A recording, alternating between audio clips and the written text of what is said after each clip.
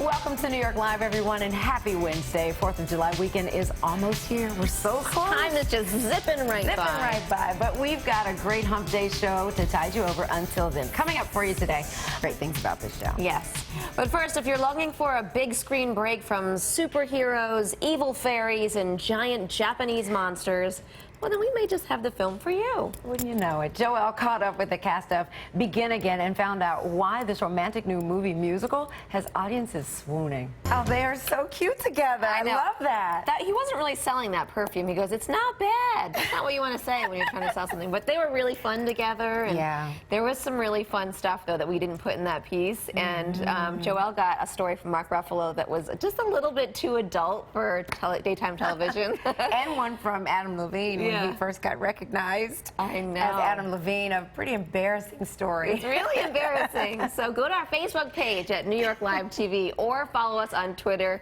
You won't regret it. You want to hear these stories. You really do. All right, well, there's no doubt dining out in New York can be expensive, unless, of course, you know the best places to eat cheap. That's right. So Lauren caught up with the experts at New York Magazine for an insider's guide to just that. Take a look. I think I might go for that triple pork, triple garlic. That is daring. It sounds good. You don't want to go on a date, I don't think. We can go together, Jackie. Yeah, we can go together. That works. All right. Well, still to come, $1 Million.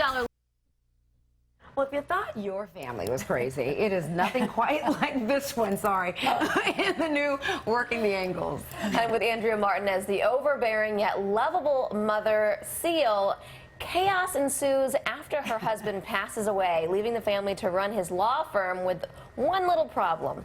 No one is qualified to practice law. Take a look. And we are so excited to have Andrew with us. Welcome. Thank you. Now, you've been so Broadway focused. In fact, you won a Tony last year for Pippin. Congratulations. Thank you very much. never too late to hear those words. Is that right? Right. Congratulations, lady. Okay, so now you're jumping back into TV. What made you want to do this project? A lot of it had to do with being on a trapeze for it every day for a year. Let me not let something on Formatera. I was tired after doing something so physically demanding. I wanted to do television, and this script came along, and I was offered a part as opposed to, oh my gosh, the crazy audition process that everybody seems to have to go to. And I loved the character. I thought I could really bring my own skill set as a mom, an overbearing mother to my own poor 2 kids. So you didn't have to audition for it then? No, isn't that amazing? Excuse me, lady. Hello. We know what it's like these days. Doesn't make any other. I've got so much humility. Yeah, sure, I'll audition for somebody 20 who doesn't have a clue what I've done. But no, I'm not bitter. Well, a lot of people that are that know anything about this show are kind of comparing it to Arrested Development, which was a huge success, and it had a huge fan base, and it's because of the dysfunctional family, and this is kind of a family of misfits as well. So is that how you would describe it? You know, gosh, I don't, yes, I know that there's been that comparison. I think this mom maybe is just a little bit more unconditionally loving and not so self-absorbed or mean or whatever. I mean, I think there were great contrasts in Arrested Development, which is a brilliant show. Maybe this isn't so irreverent, I guess, you know, but this is I think a very warm, inviting family comedy. I keep thinking it's like when I was growing up in the 50s, I used to watch television with my parents on a Sunday night. And I think that's what this is, actually. Even though it's 9:30 at night, and one of my sons is a petty criminal and the other one was addicted to drugs, I still feel... People can relate to that. A lot of people might be able to relate. Well, many of us know you from your breakout role as a cast member on SCTV, and we're hearing that some of your castmates from there may be coming on this show. Is that true? Yes, you know, we did. We already shot the 12 shows. We shot them in Canada, and then NBC bought them. Marty Short's on it, and Eugene Levy, and Victor Garber, Cullen Markey from Whose Line Is It Anyway? My son, Eugene's daughter. We got people that we really loved to be on it. Yeah, it was great. Great because of that. Great. It was kind of seamless to be with Eugene and Marty and Victor. I've known them for so long. Yeah. And another cast that's reuniting, we hear, is My Big Fat Greek Wedding, and you played Aunt Vula. Yeah. Are you going to be coming back for the sequel? Yeah, wouldn't it be terrible if I had to say, no, I was the only person not asked back? That would be That's not happening. No. Not if you don't audition for roles anymore. You'll be there. And speaking of reunions, one other Fiddler on the Roof celebrating 50 years, and you were in the cast, what, in 1995? Oh, that's so sweet that you knew that. Just like you're mentioning everything. Oh, no, I think it was later than that, was it? Oh, my God, I hope so. Well, yeah, with Harvey Fierstein. You know, yes, it was 50th anniversary. I just sang Do You Love Me with Sheldon Harnick, who wrote the show. He's 90. It was so moving. I just did that a couple of weeks ago. Oh, that's lovely. At a fundraiser. Yeah, it was beautiful. You're a busy lady. Yeah, doing so many wonderful things. Yeah, I got a book coming out, too, in September. Come on! You got to come back and revive the lady parts. Come on, gal. Pick that book up. Now, if they bring Fanny Brice back to Broadway, who do you think should play that? Oh, if they bring Fanny Brice, because it's been talk about Leah Michelle, right? Yes. I think she's a great choice. I like her too. Well, somebody else was just, she was so funny. What was it that I just saw? And she was a great singer. I can't remember. But I think Leah Michelle would be amazing. I think you have to be funny to, you know, Fanny Brice was a comedian first and a singer second, right? Yeah. So, Got to have that. and Leah comedic Michelle's timing. really pretty. Fanny Brice was not traditionally beautiful, Yeah. or maybe at all.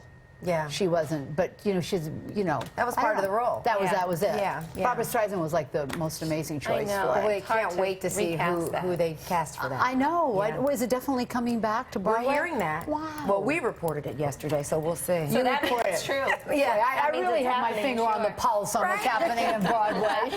Well, you can catch this lady in Working the Angles when it premieres Thursday, July 10th at 9:30 p.m.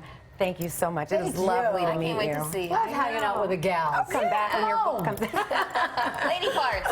Happy back then. We all got them. Well, when we Thanks, Chris. Now, one of the great things about working in Rockefeller Center is that you never know what kind of cool people you're going to run into. So true. Case in point, this morning Ben Aaron caught up with America's Got Talent host Nick Cannon for a little stroll around the block. People will do anything in Rockefeller Plaza. Yes, they will. All right, well, coming up, $1 Million Listing Miami star Chad Carroll is here. Plus, who doesn't love a great summer party? Raina has some tips on how to throw a fun bash without the stress. Well, we've loved watching TV's most glamorous brokers compete to sell $1 million properties in New York and LA. Yeah, and now Bravo is adding sexy Miami to the list, and star Chad Carroll joins us now live. Welcome, Chad. Thank you. Thank you so much for having me. Okay, so as we just said, we've been watching New York and LA, and now this is the first season of $1 Million Listing Miami. So what makes this different from the other two? It is the first season. It's a very exciting season as well. I mean, in Miami, we're not only selling properties, but we're selling the whole lifestyle and yeah. everything that Which is goes along great. with How it. do you not love Miami? How can't you love Miami? That's the question. Beautiful properties. Everything's on the water, it seems like. Oh. Yeah. It It's must make your unbelievable. job easy. Well, I don't know about that. It's far from easy, but I'll tell you what, it's enjoyable. Yeah. I love being down there. I love the warm weather, and I love everything that goes along with it. All right, that sounds like an invitation for us to do our show from Miami for one day. Absolutely. All right. Do it. So 2 episodes in, there's already drama, especially between you and Sam. What gives? Listen, Sam and I this go was way easy back. living in Miami. It's far from easy. Competition. I mean, there's so much competition in this business, you know. And Sam, I've known her for a long time, and I really, you know, I like her, and I want to see her do well, but she's got to take some direction from me. Well, she says that you are kind of, you know, on the level playing field. No. Level playing. She's dreaming.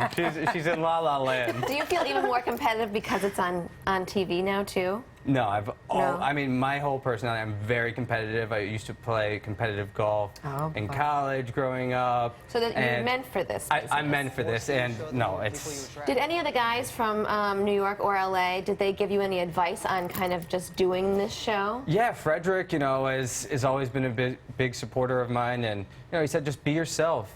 Because you know, he absolutely it'll shine. is. Oh, yeah. completely. He's You know, with and you a it's... bunch. No, you have to just be yourself and do your thing, and just... It'll all come together. That's right. So this is your first time on reality TV. It How do you is. like it? Do you I forget love the it. cameras are there, or? Well, it was tough. You know, at first I was like, you know, thought it was a little strange to have cameras following me around, but my girlfriend always just said, just be yourself, do your thing. And, you know, after a while, I just forgot everything was there. And, you know, I just went along with my daily life. All right. Girlfriend, is she on the show?